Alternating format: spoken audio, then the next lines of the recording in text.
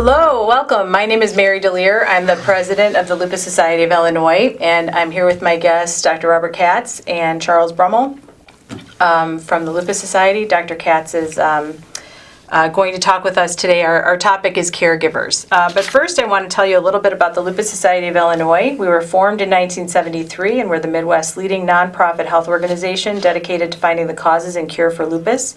LSI's mission is to promote lupus awareness and complement the work of healthcare professionals by providing personalized resources for the lupus community while supporting research.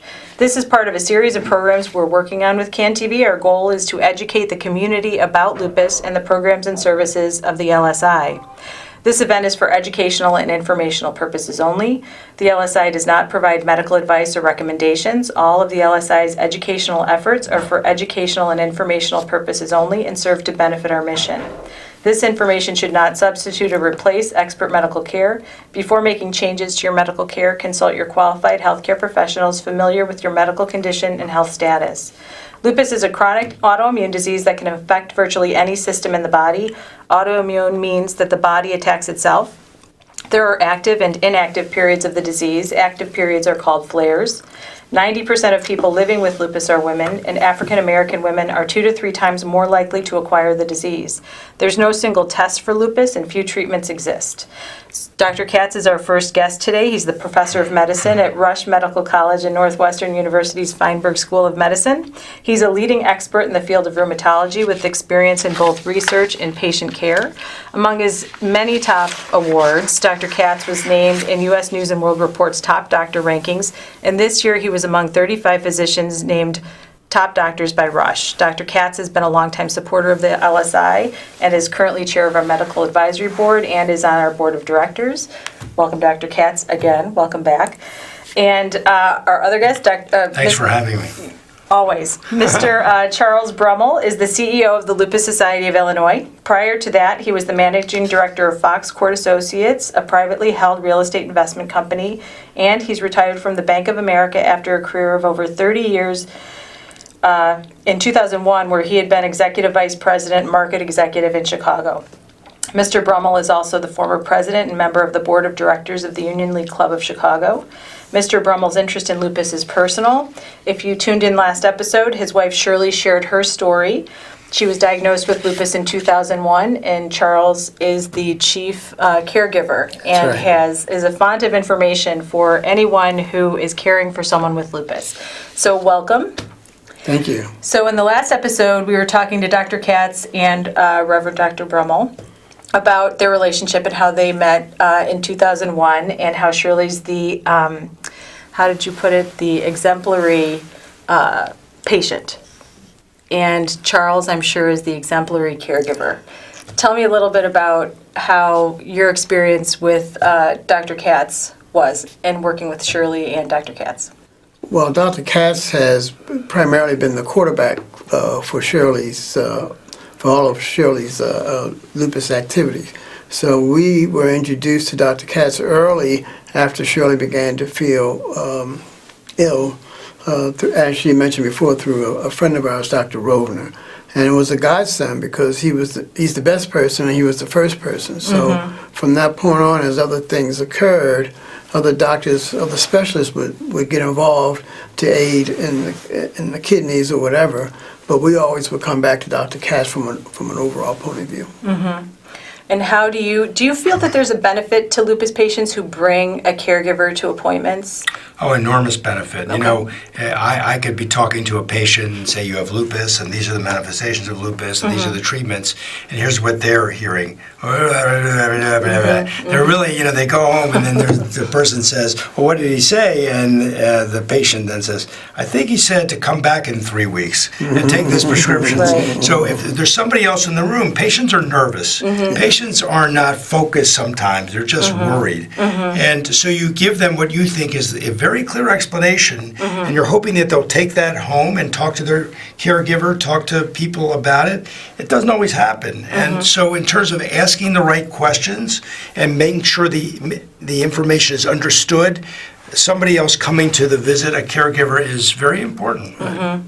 So, Charles, I know that you feel like you really are the the number one listener. Yeah. You go to all of the appointments. All of the appointments, right? And you keep a book. Books. I'm into book number 3, and it was important for me to understand what was going on. It's been 18 years since the diagnosis, so things have improved in terms of my wife's health, and also electronically information is gathered in a better way. But 18 years ago, the doctors would come around and they would have a chart that they would look at before seeing the patient, and that was what was going on that day or the day before. They didn't really have a good feel for what was going on with the patient, but I did. Right. So I had all the information by date. I could tell them exactly what went on, and that turned out to be helpful. Sometimes it was an annoyance for some of the doctors, but it turned out to be helpful because then they had a base to go from and forming their own opinion. So in a sense, you were the continuity for her care. Right. The caregiver is the continuity for the Right. care. Would you say that's fair? Yeah.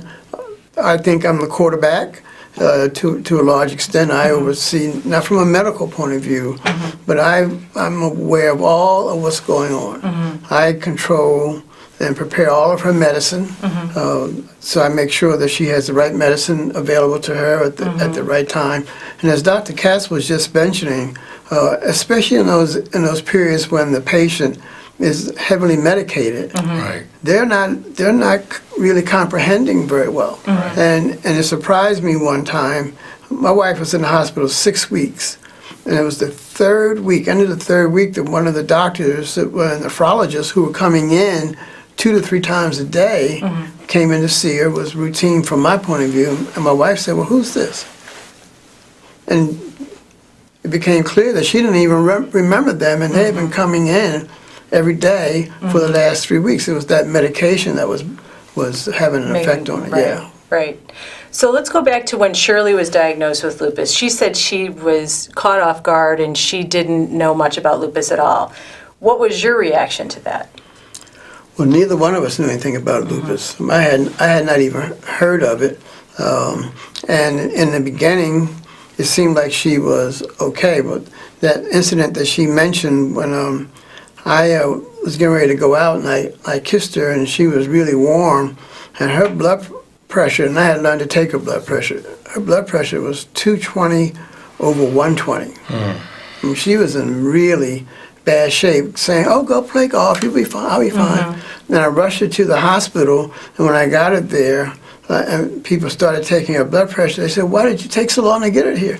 I got her here as fast as I could. I guess I could have called an ambulance, but I didn't know that she was that sick, and she was there 6 weeks. That's one of the number one things we hear is that people don't know. They want to tough through it, but I've heard stories about lupus patients having,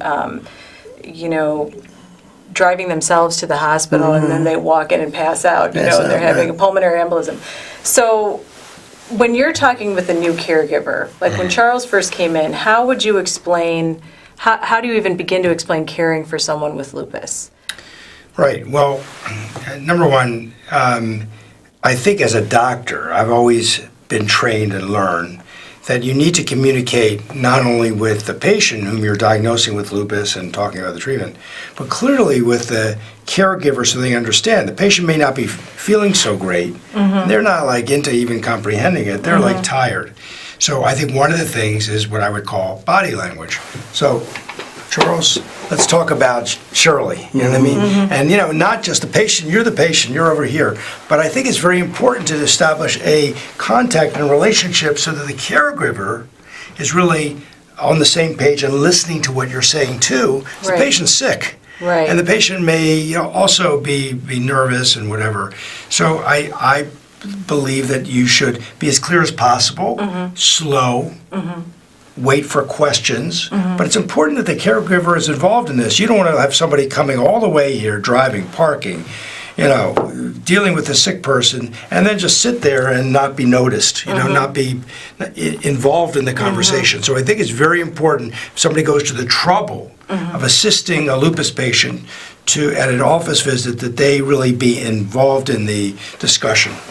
Sometimes the caregivers are not even aware that they can be in the office, in the examination room with the doctor and the patient. So they wait out in the lobby. They're sitting out. That's a mistake. They're in the waiting area. Some They're a things are chauffeur. private, but in general, that's a mistake. Right. So that actually, I think, is a really good point, because Charles, you were telling me about being, Shirley was in the hospital, and they were trying to get you to leave, and you're like, no, I'm not going to No, leave. I didn't Good for leave. you. Yeah. Good for you. Because you don't even when have she to was in leave. intensive care. Right. Good In for you. intensive care, I couldn't be in the room with her, so I went down the hall and just stayed in the waiting room. But I was only steps away, and I was aware of what was going on all the time. I knew who came in, who came out, and I think it was important that people knew I was paying attention. And actually, I was going to say the same thing. And do you find that true? Like, and obviously, when they're in the hospital, if somebody is waiting for them and is present, do you feel as if that impacts the care? Because you're not the only doctor when they're in the hospital. They're going to have, and nurses, other caregivers. Do you think in general? Well, when you're in the hospital, it's a sort of different situation. They have these people called hospitalists who are full-time hospital employees, but then there are specialists, and Charles mentioned nephrologist, kidney specialist, or me, rheumatology. And it's important for that caregiver to actually be in the room and not exit. When the staff comes in, they might have medical students and nurses, and we call them fellows who are trainees, and different levels. It's actually probably a good idea to find out who's in charge here, who's the attending physician, or who's making the decisions, because otherwise they'll go off and somebody is going to be the decision maker. Have you spoken to that person to find out the status of my spouse or whomever, and what questions might have, or could you give me an update? The patient is lying there, sort of out of it sometimes. I mean, and I think it's important that the caregiver participate in the hospital and communicate with, especially the attending physician in different specialties, and not be to the side too much. And then another thing, and this, Charles, I learned from you as a caregiver, that people will just assume other people know what they're doing, and you never do. That's right. And there have been cases when you've paged somebody and they've been surprised that you actually want to do that. That's right. That's right. Well, she was in the hospital 6 weeks, and many of the doctors are on call on staff for 30 days, and they rotate off. Then you get a new group of doctors that are coming in, and they read the charts and they get updated. So it was that 31st day or 32nd day, and I'm used to things going in a certain way, and I would be there, as Dr. Katz pointed out, when the doctors came in. I would listen to what was going on, and I'm waiting, and I'm sitting, and I'm waiting. I'm in my wife's room. Doctor never shows. So finally, I go out, and I ask the nurse, well, what happened to the doctor? He said, oh, well, they're finished here. I said, they can't be finished. He hasn't even come to see her. They said, well, they discussed her already. I said, discussed her where? Well, they discussed it. I said, they didn't discuss it here. I want you to page him. They said, well, you can't page him. I said, page him, please. And they paged him. And I think that's if there's one takeaway today, I want people to know that they can do that. Yes. To know that they are empowered. They shouldn't just wait in the hospital or in the waiting room. They should actually go in. That a doctor says Right. that's It's also advantageous. important to develop a relationship with everybody. It's like the nurse, but also when you walk into a doctor's office, the clerical people, the people in the lab, the people at the front desk. When you have that relationship, you'll feel more comfortable with access and asking questions.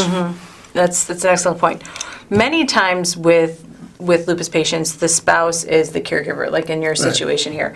And we've often heard over the years that a spouse can be fantastic for many years, and then it's sort of like they hit a wall. It's like they get tired of something like that. Have you experienced anything like that with caregivers over the years? Or, I mean, so first of all, when you're dealing with your spouse or somebody close, people do get worn out a little bit. Sometimes I recommend that people get psychotherapy because they've got their illness, but then they have the stress from their illness, and that affects the marital relationship or affects other relationships. So I'm not saying in each case, but sometimes if you feel like the caregiver is getting worn out, sometimes you need to be aware of it as the patient and either get psychological help, to help deal with my illness, not the cause of it is the stress, and then also, discuss it with the caregiver in terms of how they must be getting worn out with the process and that sort of thing. So sometimes when this is very chronic, there's a lot at play. It's got to be incredibly stressful to watch your wife in the hospital that way. I mean, you've got, but you have the doctors that are doing what they're supposed to do. But as a caregiver, I also have to be watchful of everything. And one of the things that I have found to be stressful was paying attention to her medicine. In the beginning, she had 18 different medicines. Ooh. Wow. Now she's down to 11, but that's still a lot of medication, and she takes those medications 4 times every day during the course of the day. And I lay all those things out. This is a no-mistake job that I just got. I mean, I can't say, well, I gave you most of the medicine, but I only forgot one. No. I haven't seen a better caretaker than Charles Brummell, I'm not who surprised. really is very obsessive about doing all these things, and has made Shirley's life from somebody who was, right on the edge there, right on the edge in terms of living and dying, frankly, to somebody who's doing great. Yeah. And I do think that having a caregiver who's on top of it was a key part of that. Obviously excellent medical care. But let me just say, too, that lupus is more a mild disease that can be handled than these, severe things where you're in the hospital for 6 weeks. So there's a whole spectrum. Right. Well, we here in the office, somebody put it very wisely when I first started a long time ago that until she had her first life-threatening flare, she didn't have respect for lupus. She just lived with it, and she went about her life. She was young. And after her first life-threatening flare, she realized I have to really be mindful of this. And everyone needs to pay attention to their own health. But she realized when you have lupus, you live with the reality that it could become life-threatening, right? That's got to be It can transform. It can go into internal organ involvement or serious flare. So you have to be compliant with follow-up appointments and treatment. You have to be sure it's lupus, though. Sometimes people feel that they have lupus, and not all of us specialists would agree with that. Right. So with Shirley, you were saying she's been very well managed the last however long period of time. So for patients who are even I don't want to say remission. I don't know if you would characterize it that way. But she's had mild lupus for a period of time. She still needs care, right?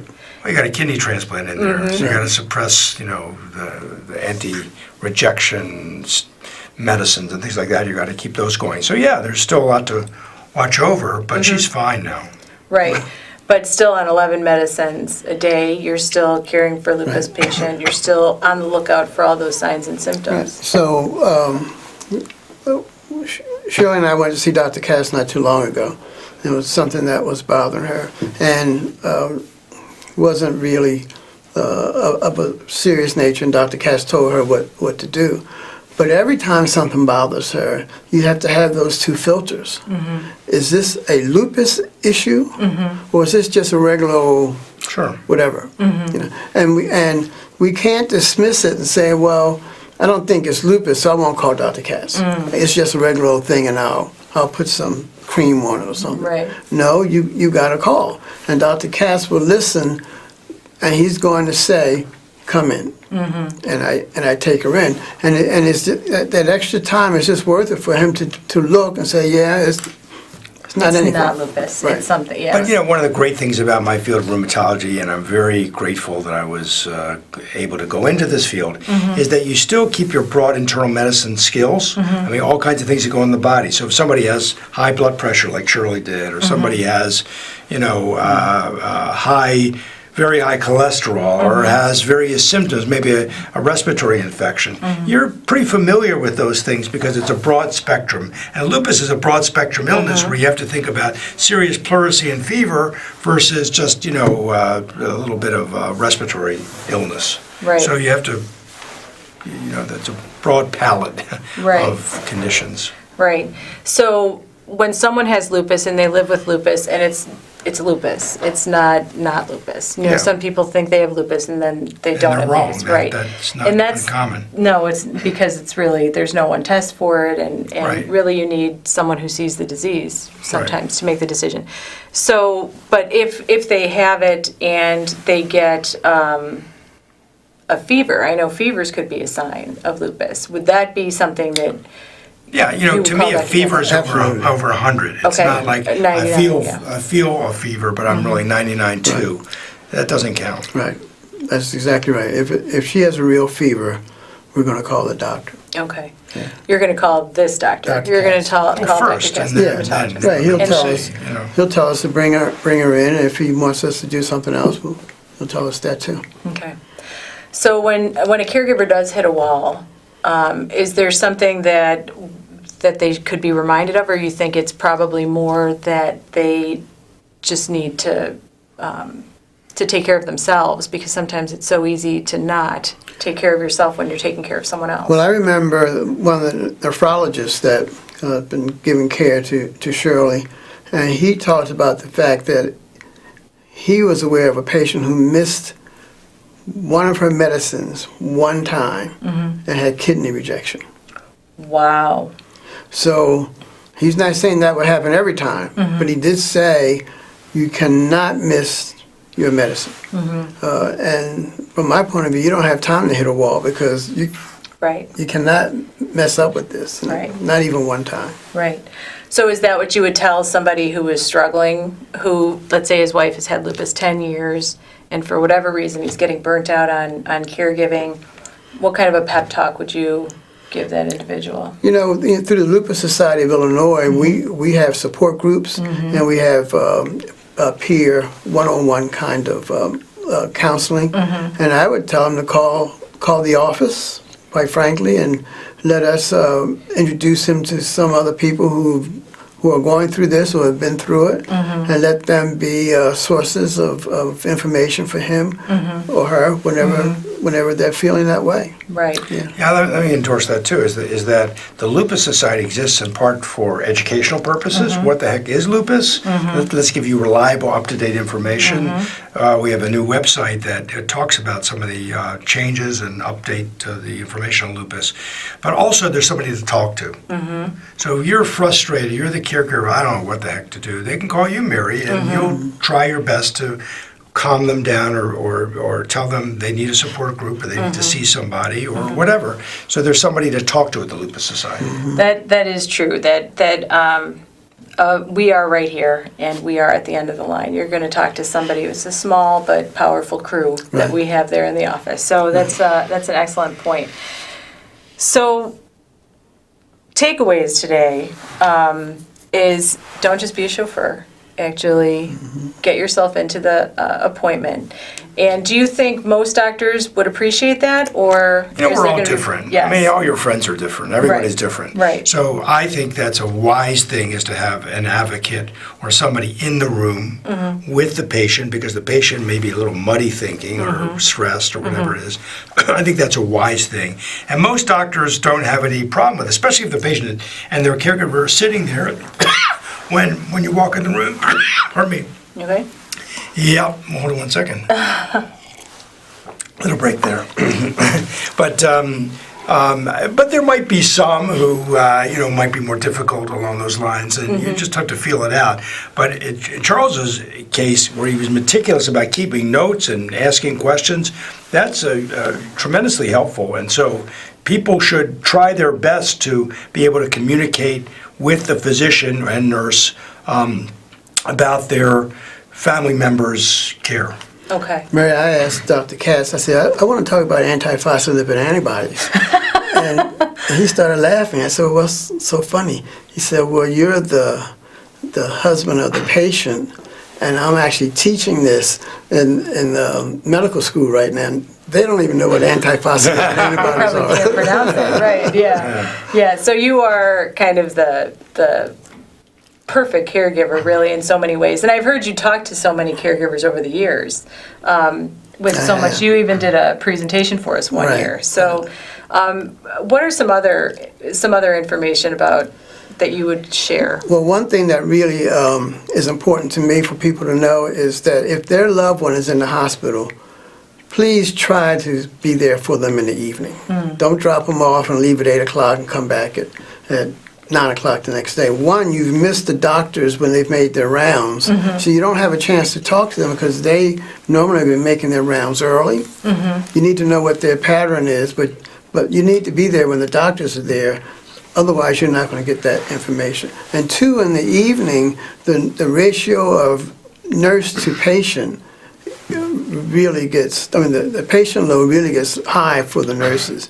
And that's when things can kind of get out of kilter. So being there in the evening, if you can, is really important. Another thing I would add is you look for reliable information. You're the caregiver, the person that you're with is ill.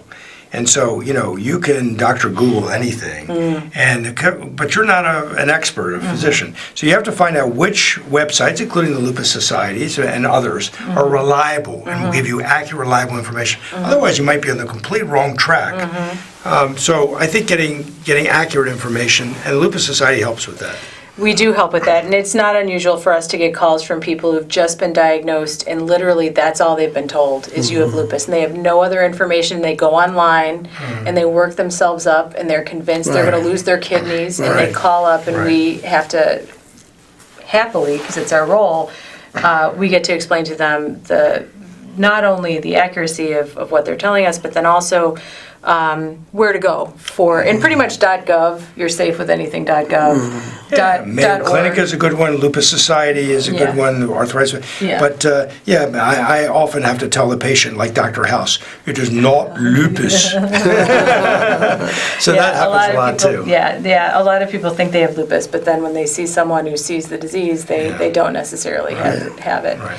So another thing that I'm really catching from this conversation is build the relationships, not just with the doctor, but with the team, with everyone who is there every step of the way. If they're in the hospital, build it with the people who are in the hospital. Well, we know everyone in Dr. Katz's office. Were you invited to the wedding of one of Shirley's nurses? It was yes, that's exactly right. We went to a wedding. It wasn't one of Dr. Katz's nurses, but there was a nurse at Rush, and that's when Shirley first learned that she had been so critical. She found out in the ladies' room. Right. But I was sitting at the table when she came out of the ladies' room. She was not a happy camper because I hadn't told her. Right. But Right. And as a caregiver, you get to make that decision. So we are at the end of our time. I want to thank the guests today, Dr. Robert Katz, Mr. Charles Brummell, CEO.